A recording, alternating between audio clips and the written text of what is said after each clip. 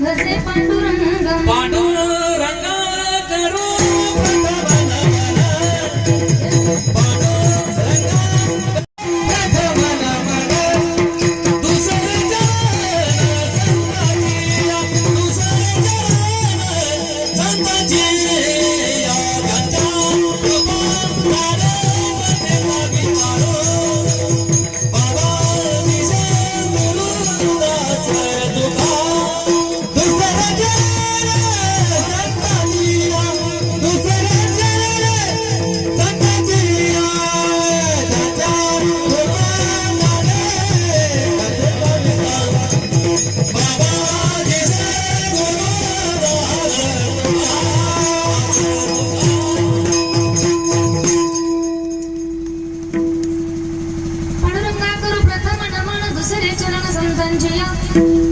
त्यांच्या कृपादाने कथेचा विस्तारू बाबाची सद्गुरु दास तुका श्री गुरु चरण सरोज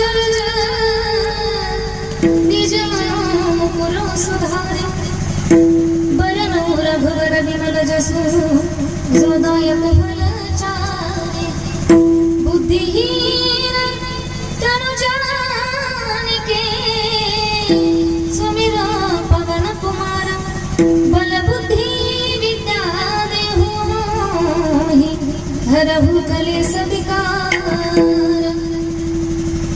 जयांचे केले स्मरण होय सगळ विद्यांचे अधिकरण त्याचे बंधू श्री चरण श्री गुरुंचे दे नमस्कार आता ओम नमो ज्ञानेश्वरा ओम नमो ज्ञानेश्वरा ओम नमो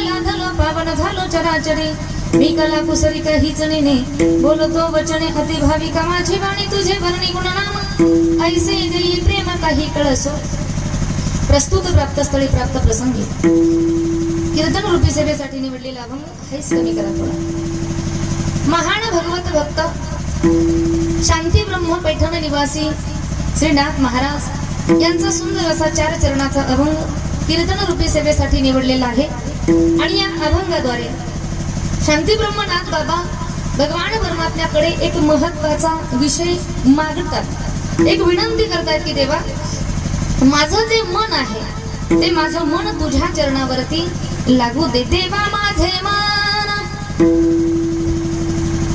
लागो तुझे चरणी संसार व्यसनी पडवणे दे देवा माझं मन तुझ्या चरणावरती लागू दे आणि तुझ्या चरणावर का एकदा ते मन लागलं पुन्हा त्या मनाला संसाराचं व्यसन लागू देऊ नको आणि माझ्या मनाने सतत तुझं नामस्मरण घडू दे नामस्मरण घडो संत समागम वाउगाची भ्रम नको देवा देवा माझ्या मनाने तुझं नामस्मरण घडू दे आणि नामस्मरण घडण्यासाठी मला काही दे तर संतांची संगती दे, संतांची संगती दे आणि नामस्मरणाविषयी आणि संत संगतीविषयी कसलाही भ्रम माझ्या मनामध्ये होऊ देऊ नको. वाहुगाची भ्रम नको देवा. आणि आणखी काय पाहिजे तर पायी तीर्थयात्रा मुखी राम नाम हाची माझा नियम सिद्धीने देवा. पायाने सतत तुझी तीर्थयात्रा घडावी. तीर्थयात्रा करत असतानाही मुखामध्ये नामस्मरण तुझंच घडावं आणि हा नियम माझा तू त्या ठिकाणी सिद्धीला म्हणजे शेवटापर्यंत तू सांभाळला पाहिजेस. आणि एवढं सगळं जर तुम्हाला दिलं ना देवा तर याच्या पलीकडे मला आणखी काही मागायचं नाही. आणि का मागणे नाही नाही देवा एका जनार्दनी सेवा दृढ दे. नामस्मरण घडो संत समागम वाउगाची भ्रम नको देवा. हा झाला आपल्या अभंगाचा सरळ सरळ धावता अर्थ. थोडक्यात सांगायचं झालं तर या झाल्या ठळक ठळक. आणि आता उरलेला जो काही वेळ आहे त्यामध्ये हवामानाचा अंदाज घेऊ. उरलेल्या वेळामध्ये अभंगाचा भावार्थ पाहण्याचा प्रयत्न करू. अभंगाच्या भावार्थाला सुरुवात करण्यापूर्वी अल्पहासा परिहार द्यायचा तो म्हणजे असा. सालाबादाप्रमाणे आपला हा चालत असणारा अखंड हरिनाम सप्ताह तथा शिव महता ज्ञानयज्ञ सोहळा हे आपल्या सप्ताहाचं 6वं वर्ष आहे.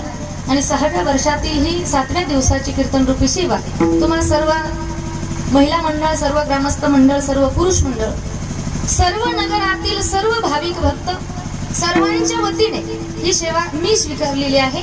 आणि आता भगवान परमात्मा भगवान भोलेनाथ जशी बुद्धी देतील तसं बोलण्याचा या ठिकाणी प्रयत्न करणार आहे. कार्यक्रमासाठी सुंदर अशी साथ संगत ज्यांची आहे.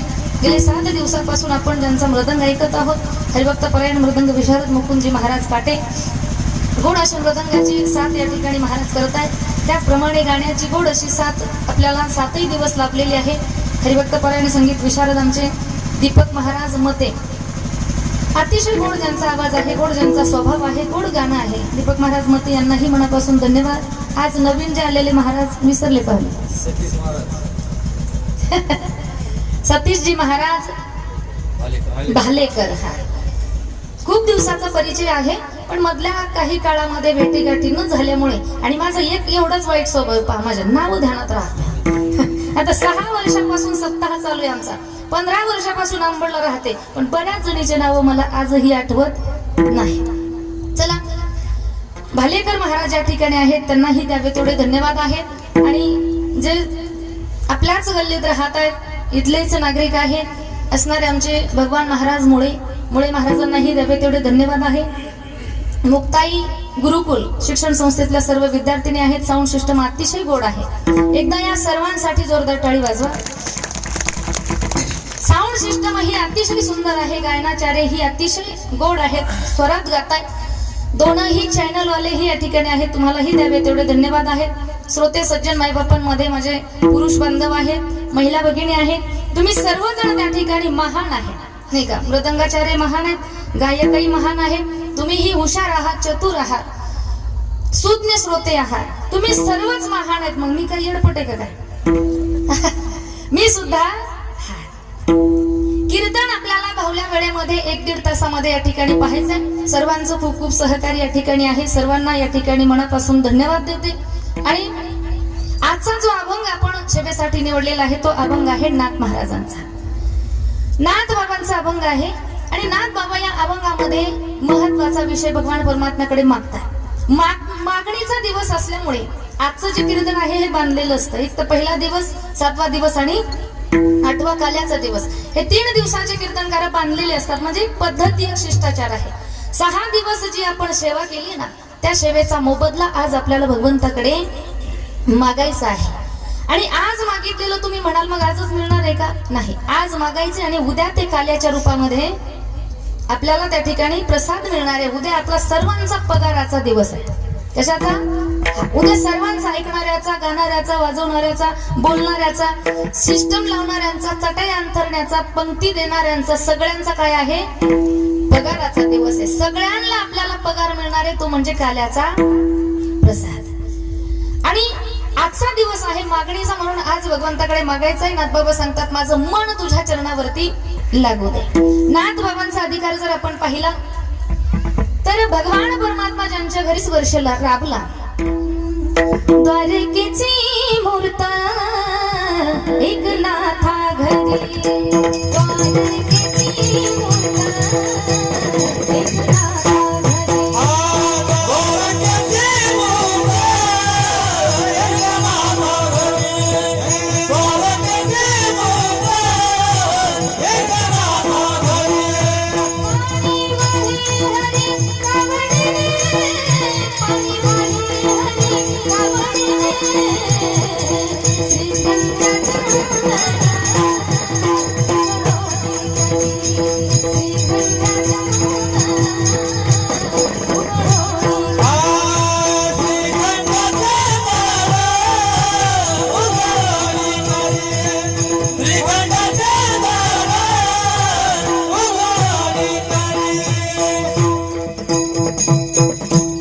द्वारकेची मूर्त एकनाथा घरी पाणी वाहे हरी कावडीने श्रीखंड्या चंदन उघडवणी करी वस्त्र गंगा तिरी धुत असे अनेक प्रकारची कामं भगवान परमात्म्याने नाथबाबांच्या घरी केली.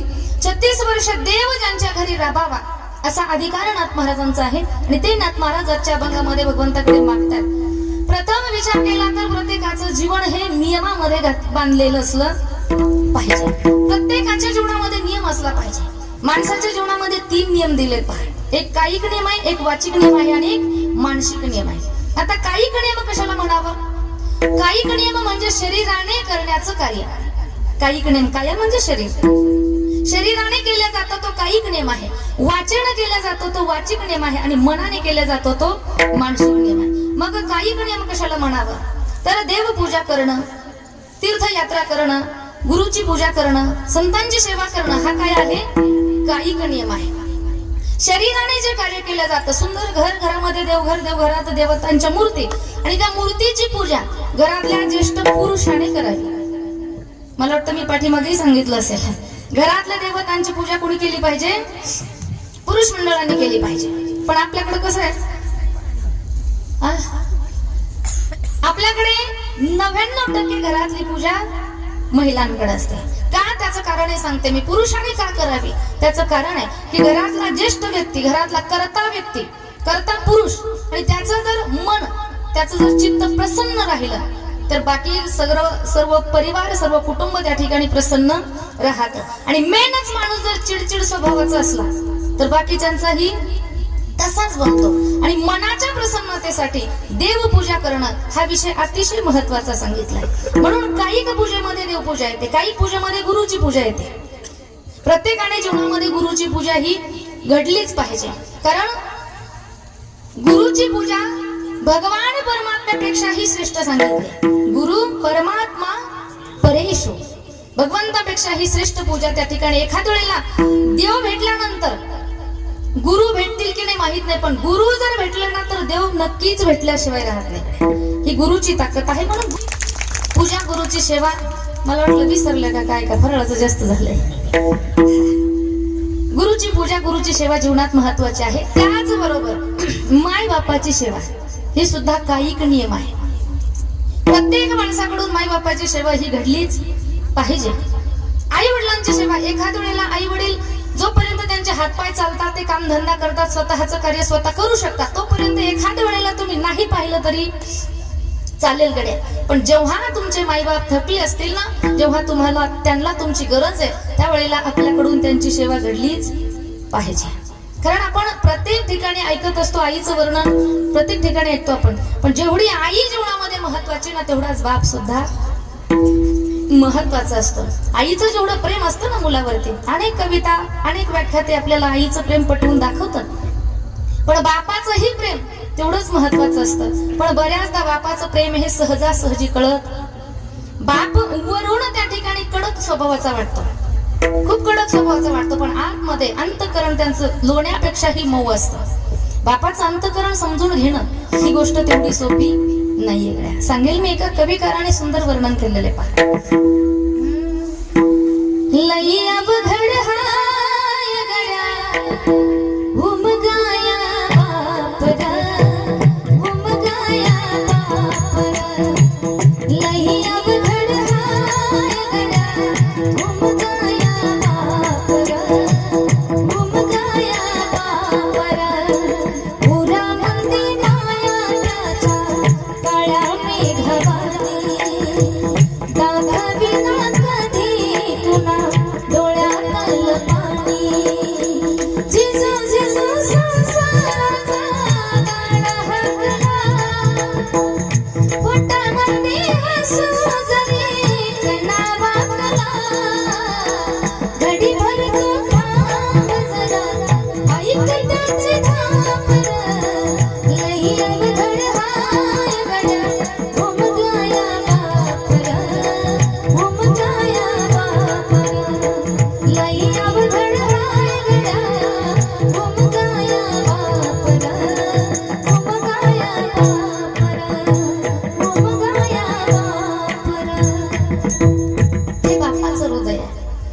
जरी डोळ्यात पाणी असेल, कणा वाकला असेल, तरी त्या ठिकाणी ओठावर हसू दाखवणारा तो बाप आहे. दुःख झाकून ठेवणारा बाप असतो.